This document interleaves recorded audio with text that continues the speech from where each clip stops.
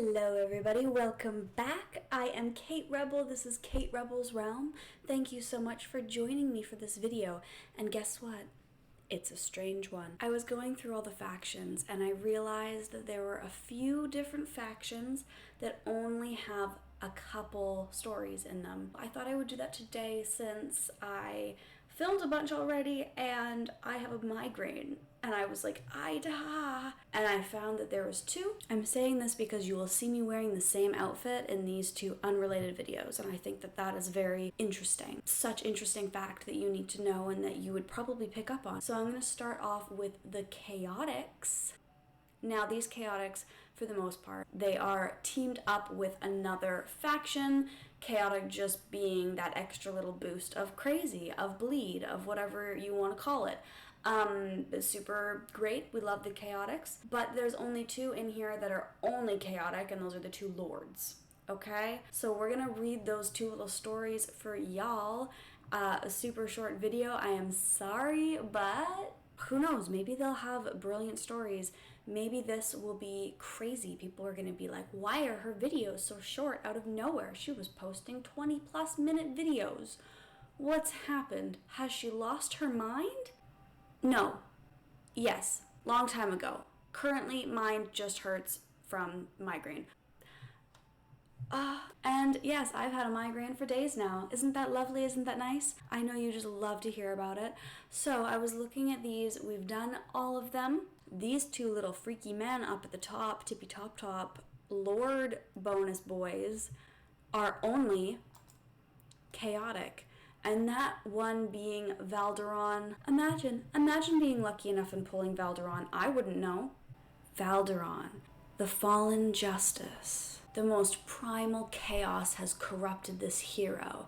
Now his will is under the control of chaos as he wields the sword that symbolizes it.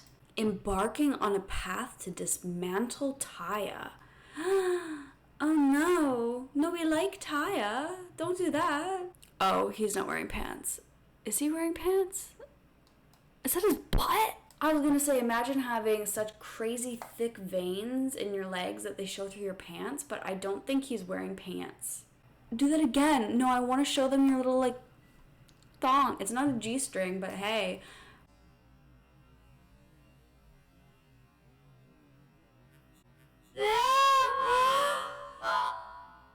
The fallen justice. Evil is a thorned tendril. How many innocent minds have been poisoned by a mere prick? From a sermon of High Archpriest Lightlock. Bro, Lightlock just called you a prick.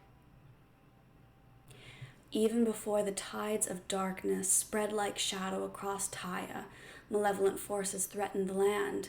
In this time before the great factions had been formed, brave heroes fought the forces of evil. One such hero was a paladin named Valderon, whose hope served as a beacon in the dark. Paladin?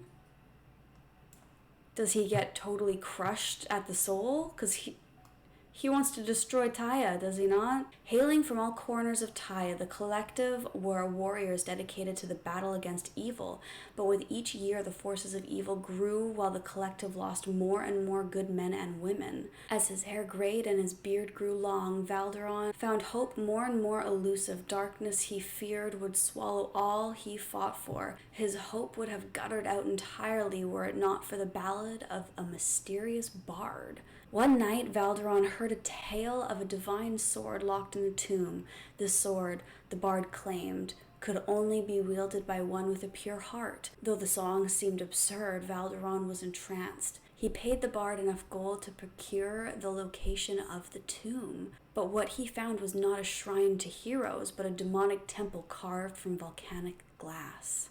A shadow beckoned him to follow it to his prize, his every instinct screaming at him to flee.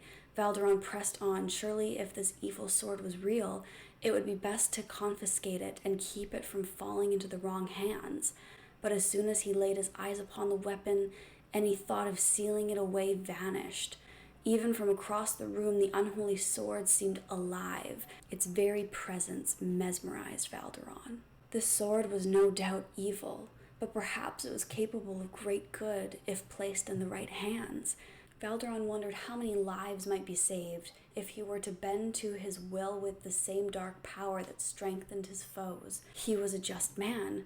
Surely he could overcome the sword's evil will and use it for good. His mind made, Valderon approached the plinth housing the blade and reached for the sword. For a time, the god that was once Valderon used its great dark power to fight against the forces of evil. But over the course of years, the paladin Valderon ultimately succumbed to the darkness he wielded and was reborn a great dark god. That explains it. The paladin got wiped away because the sword was too evil, and he just succumbed to the evils. Gone. Gone. Blood axe Gone. The conqueror who dedicates his body and soul to leading his people to victory. Gone. Gone. Blood axe Kagan. Life in the Roaring Canyon is difficult. Not only filled with challenges from its violent wildlife and geography with its frequent earthquakes and floods, but also because of the warlike orc inhabitants who give the canyon its name. It has long been said that the worst enemy of orc is orc, but under Gone, the threat of a united orc realm looks likelier and more menacing than ever.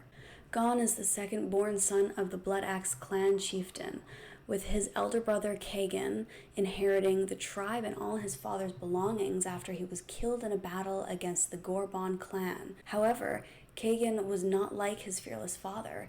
He was weak, easily swayed, scared of battle, and influenced by outsiders seeking to take control of the Blood Axe power vacuum, both from other orc tribes and outsiders. A youth of 15, Gon was infuriated by his brother allowing the subjugation of his people and openly challenging him to control over the clan before the Storm King unleashed fury on them. Gon had been raised by his father to follow the Storm King, a violent figure who controls the weather of the land, is blamed for its disasters, and fights with thunder and lightning. However, Gon felt his brother was abandoning the old ways and would earn the ire of the Storm King. Gon argued the clan was in crisis, and if his brother was not removed from power, then they would soon be enslaved. This prompted the clan to rise up in support of Gon and declare him chieftain, but not before Kagan, supported by the Gorbon clan, challenged him to battle. On a fateful misty morning in the Roaring Canyon, Gon rode out to battle on his mighty steed and slew Kagan with his father's axe. He chopped off his head and that of his mount, which he wears as a part of his armor to this day. With the tribe unified behind his ferocity, he launched a 20-year-long campaign of warfare and terror to unify the tribes of the Roaring Canyon and take land from their neighbors. Unless they ride out together and enslave the world, Gon fears it is the orcs who shall be enslaved by outsiders. He has grown infamous for his horrific methods of execution of his enemies, from boiling rival orc chieftains alive to destroying entire settlements that refuse to surrender to him. With his unrivaled brutality and love of violence, those inhabiting the lands surrounding the Roaring Canyon can no longer find comfort in telling themselves that they have nothing to fear from the orcs as they lack unity. But how long can they ignore the rising power of Gon before they face the axe he used to slay his own brother? How much longer until the Horde is unified and Gon's storm is unleashed on the world at large? How long before then? Gosh, how long could Gon can Gon can Gon, how long? How long can Gon can Gon, how long could Gon can Gon, oh my god. The rain rods. I hope you guys had so much fun with two little lords from the Chaotix. I had fun. Thank you for tuning in to this special little two guys. So thank you so much. I am Kate Rebel. This is Kate Rebel's Realm, and I will see you guys next time. This clan worships a vacuum. I am chieftain of the vacuum. Wield it only if you are a strong warrior or a housewife. It's always been there. But it's not a new thing, so don't worry. I've figured out how to deal with this. Yeah, you sure love to wield that sword around. I could barely tell your story. Cogon gone gone, Cogon. Cogon gone. Cogon, you're giving trad wife.